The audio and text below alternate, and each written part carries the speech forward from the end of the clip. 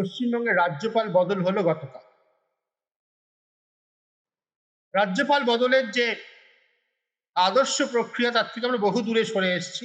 আমরা সব বিষয়েই আদর্শ প্রক্রিয়া থেকে বহু দূরে সরে এসেছি। স্বয়ং আদালত, যেখানে সব বিষয় নিষ্পত্তির জন্য মানুষের যাওয়ার শেষ জায়গা, তারাও আদর্শ আচরণবিধি কতটা অনুসরণ করছেন তা নিয়ে অনেক প্রশ্ন আছে।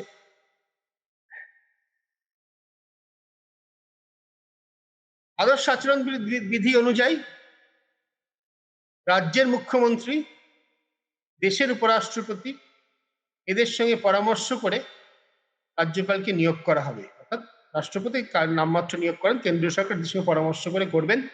গতকাল আমরা জানি তা করা হয়নি। রাজ্যপাল সিভি আনন্দ বোস পদত্যাগ করে হঠাৎ চলে গেলেন কয়েক ঘন্টার মধ্যেই, এবং ঘোষণা হলো তামিলনাড়ুর রাজ্যপাল রবি, তাকে পশ্চিমবঙ্গে পাঠানো হচ্ছে। রবির সঙ্গে স্ট্যালিনের ডিএমকে সরকারের বিরোধ সুবিদিত, সেই বিরোধ সুপ্রিম কোর্ট পর্যন্ত গিয়েছে এবং সুপ্রিম কোর্ট রবির আচরণের তীব্র নিন্দা করেছে। কোনো কারণ না দেখিয়ে অনির্দিষ্টকাল রাজ্যপালের কোনো আইন, কোন বিধানসভাতে পাশ হওয়া কোনো বিল রাজ্যপালে আটকে রাখার ক্ষমতা আছে কি না, এ প্রশ্নে সুপ্রিম কোর্ট স্পষ্টই বলেছে না। সুপ্রিম কোর্ট যখন নির্দিষ্ট সময়সীমা বেঁধে দিতে চেয়েছে রাজ্যপালের ক্ষেত্রে এবং রাষ্ট্রপতির ক্ষেত্রেও প্রস্তাব করেছিল, তখন সেই বিষয়টি বিচারাধীন রয়েছে। একটি আশঙ্কার কথা বলা হচ্ছে যে পশ্চিমবঙ্গে রাষ্ট্রপতির শাসন জারি করে নির্বাচন করার জন্যই রবিকে আনা হয়েছে। এখানে কয়েকটি প্রশ্ন ওঠে। প্রথম কথা, যে রাষ্ট্রপতির শাসন জারি করে যদি নির্বাচন করতে হয়, তার জন্যই শুধু রাজ্যপাল বদলের কোনো প্রয়োজন থাকে না। সিভি আনন্দ বোস সিনিয়র আইএস অফিসার ছিলেন, টিএন রবি সিনিয়র আইপিএস অফিসার, নানা দায়িত্ব সামলেছেন দেশের নানা জায়গায়। সিভি আনন্দ বোস রাষ্ট্রপতির শাসনে নির্বাচন করার পক্ষে যথেষ্ট উপযুক্ত ব্যক্তি ছিলেন।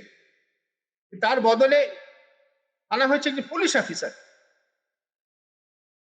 তার বিশেষ কি দক্ষতা আছে, বিশেষ কি যোগ্যতা আছে, সে নিশ্চয়ই বিচার করে তাকে এই পদে বসানো হয়েছে। কিন্তু অন্যদিক থেকে, রাজনীতির দিক থেকে যে কথাটা আমি স্পষ্ট করে বলতে চাই সেটা হচ্ছে এই যে বিজেপিকে পশ্চিমবঙ্গে ভোটে জেতার জন্য যদি রাষ্ট্রপতির শাসন জারি করতে হয় এবং যদি বিশেষভাবে রাজ্যপাল বিশেষ রাজ্যপালের উপর নির্ভর করতে হয়, তাহলে বিজেপির এখন যারা রাজনৈতিক পরামর্শদাতা, কৌশল নির্মাতা, তাদের আরেকবার নিজেদের আত্মপর্যালোচনা করার বোধহয় প্রয়োজন রয়েছে।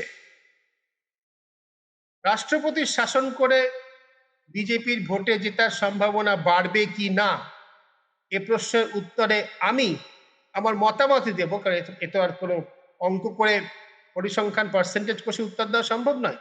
আমার বিশ্বাস মতে এর উত্তর হচ্ছে না।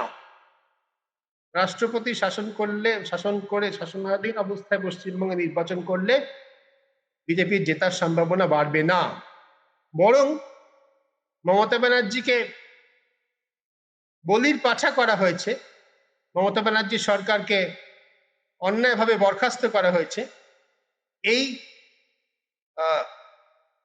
এই কথা বলে তৃণমূল কংগ্রেস যে নির্বাচনে যাবে তাতে তাদের সুবিধা পাওয়ার সম্ভাবনা বাড়বে। আপাত দৃষ্টিতে এটা বিজেপির চাল বলে মনে হলেও আমাদের বিশ্লেষণ হচ্ছে এতে মমতা ব্যানার্জি তথা তৃণমূল কংগ্রেসের কোনো অসুবিধা হবে না, বরং সুবিধাই হবে। দ্বিতীয় যে সম্ভাবনা সেটা হচ্ছে একটা ভোটার তালিকা তৈরি করে, কোনোভাবে একটা ভোটার তালিকা তৈরি করে সময় মতো নির্বাচন করা, মে মাসের প্রথম সপ্তাহের মধ্যে তৈরি করে ফেলা বিধানসভা। তা যদি করা হয় তাহলে ভোটার তালিকার উপর বিজেপিকে নির্ভর করতে হবে, যেটা বিজেপির যারা নির্বাচন কৌশলী তারা অনেক বিবেচনা করে নিশ্চয়ই করেছেন। এবং যে সমস্ত ভোটারদের বিষয়ে প্রশ্ন তোলা হয়েছে, মাইক্রো অবজারভাররা মধ্যবর্তী পর্যায়ে যখন এই বিচারকদের নিয়োগ করা হয়নি এবং রাজ্যের ইআরও এবং এইআরও দের সঙ্গে কেন্দ্রীয় সরকারের বিভিন্ন প্রতিষ্ঠানে বিভিন্ন পাবলিক সেক্টর আন্ডারটেকিং এর অফিসারদের মাইক্রো অবজারভার হিসেবে নিয়োগ করা হয়েছিল, তখন একথা আমরা স্পষ্ট করে বলেছিলাম, তথ্য জেনে বলেছিলাম, তাদের উপর অলিখিত নির্দেশ ছিল যে মুসলমান নাম হলে বিশেষভাবে যাচাই করতে হবে। তা করা হয়েছে এবং তারই পরিণতি আজকে মালদা, মুর্শিদাবাদ এবং উত্তর দিনাজপুর জেলায় বৃহৎ সংখ্যক ভোটারের তাদের আন্ডার অ্যাডজুডিকেশন এই পর্যায়ে তাদের নাম চলে যায়। মুসলমান সম্প্রদায়ের প্রতি এই যে সন্দেহ, অবিশ্বাস, বিদ্বেষ, যেটা বিজেপি তো গোপন করার কোনো কারণ চেষ্টা করে না। যদিও বিজেপির বর্তমান রাজ্য সভাপতি শ্রমিক ভট্টাচার্য তিনি একটা সুরে কথা বলেন, শুভেন্দু অধিকারের সুরটা অন্যরকম। শ্রমিক ভট্টাচার্যের সুর যে বিজেপি কোনো ভারতীয় মুসলমানের শত্রু নয়, তারা কোনো বিদ্বেষী নয়, কিন্তু ভারত থেকে যারা মুসলমানদের, ভারত থেকে যে মুসলমানরা ভারত বিদ্বেষী কাজকর্ম করতেন, তাদের তাদের প্রতি বিদ্বেষ্ট। শুভেন্দু অধিকারী কিন্তু সে কথা বলেন না, এবং তার যে অন্য লাইনটা, দুটো লাইনে বিজেপি চালু রেখেছে, স্পষ্টতই বোঝা যায় যে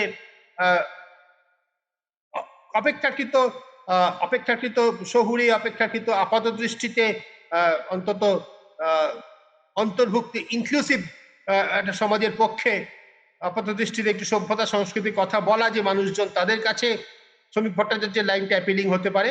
অন্যদিকে ইতিমধ্যেই ধর্মের ভিত্তিতে তীব্রভাবে বিভাজিত যে বাঙালি সমাজ, যে বিভাজন বিজেপি আরো সফলভাবে উত্তর এবং পশ্চিম ভারতে করতে পেরেছে, পশ্চিমবঙ্গে অনেকটাই করতে পেরেছে গত 5 বছরে, সেই বিভাজনের অঙ্গীভূত পশ্চিমবঙ্গের জনসমাজের যে অংশ, তাদের কাছে শুভেন্দু অধিকারী আবেদন নিশ্চয়ই কাজে আসবে, এবং এই দুটি আপাত দৃষ্টিতে পরস্পর বিরোধী ডিসকর্ডেন্ট নোট বলা যেতে পারে চালু রাখা এই জন্যই যে সঙ্গীতে যারা সাড়া দেয়।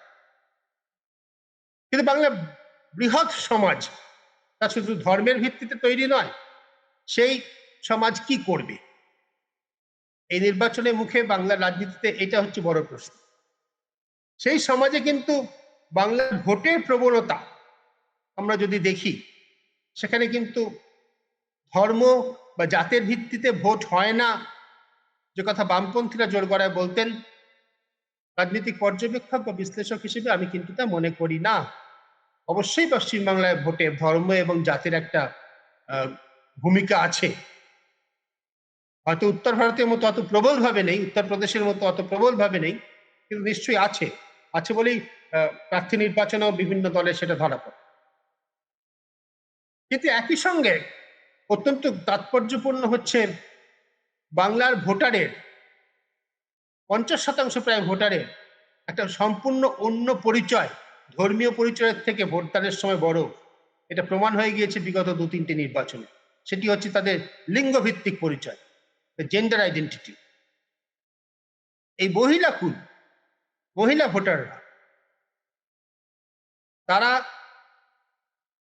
পশ্চিমবঙ্গের বিভিন্ন ভোটে সম্প্রতিকালে নির্ণায়ক ভূমিকা নিয়েছেন, এবং 2026-ও নেবেন না এরকম মনে করার কোনো কারণ নেই।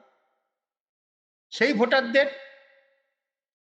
মতামত বিগত 3টে নির্বাচনে যদি দেখা যায়, একটি বিধানসভা নির্বাচন এবং 2টি লোকসভা নির্বাচন, আমি যদি 2019 সাল থেকে দেখি, 19 এবং 24-এর লোকসভা এবং 21-এর বিধানসভা নির্বাচন, এই মহিলাদের ভোট